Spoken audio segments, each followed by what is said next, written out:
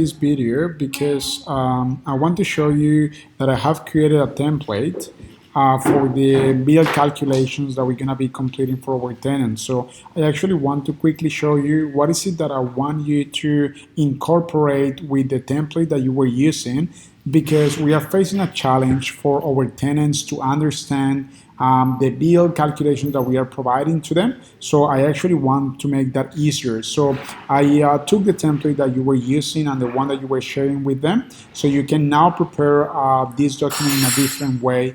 So it's easier for our tenants to understand the information that it's contained on this document. So pretty much, if you come here on templates, you will find a folder inside the teamwork folder that it's called templates and files. Then you go to build calculations, and inside build calculations I created a template.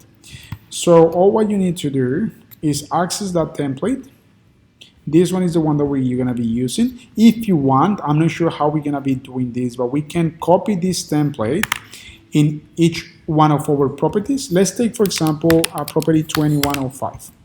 So we already have some, in the section of bills, we have this document that it's called current bills, blah, blah, blah. I think that this was actually an old document that I'm not sure if we are still using. If we are not using that document, please remove it from there, because there's no use for it at the moment.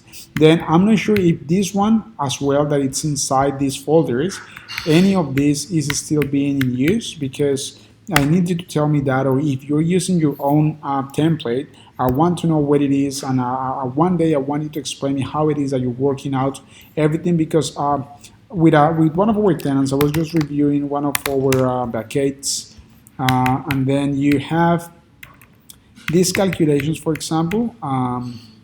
Let me see, end of list, probably somewhere around here.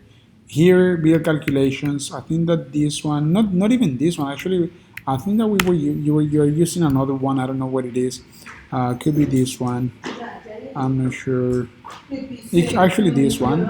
This one is the one that I'm referring to. I know that you were using this type of document, this template, for your end of list calculation, which is so fine. I mean, whatever way you prefer to do it is so good. I would like to understand. I know that you're taking these templates sorry, my dog is screaming here. Someone just stepped on him. The customer service report, you're taking obviously, I'm assuming from zero or something. But anyways, whatever way you're doing this one was the one that I changed. It was very confusing even for me. It was confusing. I know that the calculation was correct, but it was, I mean, too much information that I couldn't understand. So at the end of the day, this is the template that I created. Once you insert the information, it works out the same way as you were working the other one. It only has obviously a title, then the sponsored utility consumption for 30 days. Then I use the sponsored utility bill consumption per day kind of thing. Then we have factual bill data. This is where you're gonna put the start and end of the bills and the amount. Once the amount comes here, of course, these other two files are automatically updated. Then I just put a file here so our tenants understand if there was any overconsumption in a 30-month period. So I say overconsumption per month, and in some of these sections I'm putting actually the equation, like actual consumption per month minus a sponsor amount per month kind of thing. So they understand how everything works. So once obviously the gaps have been filled, this information is going to come up in here. I actually decided as well to do it with the overconsumption per day. So I kind of just divided this in 30 days, and I'm telling them that this is a 30-day period. Then we have the table where they're gonna understand the actual overconsumption charges for their period that they tenanted.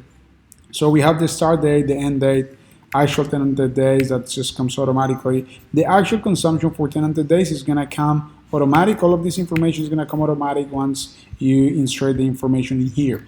What I want you to do from now onwards, whenever you send bill calculations or end of list calculations, whatever way you prefer, I want this document is already formatted in a way that you can save it. Let's take, for example, that we are going to be saving this under Julian's folder. So you're going to save this as a copy. And what you will do is you're going to save this one as a PDF document. And all what you're going to be doing is you're going to say Julian and we will save it on his end of list folder, build calculations, and then you can place it in here as and just save the sheet of the document. Then if you go save, you should be seeing this document as build calculations, probably this one. So build calculations is a PDF document, and this is what they're gonna be seeing once they receive this. So it's gonna be easier for them to understand this document.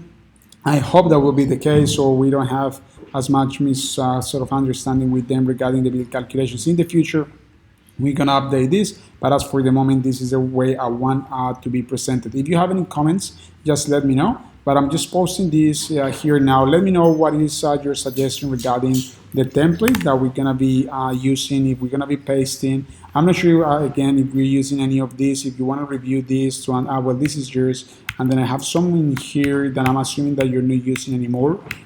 It's just that I need to understand how you are processing that, because now I need to complete the end of this calculation, so the check, and I just need to make sure that the information is available for me to also be able to understand it as well. So that's pretty much everything, Martha. So bye bye, and I'll talk to you next time. All right.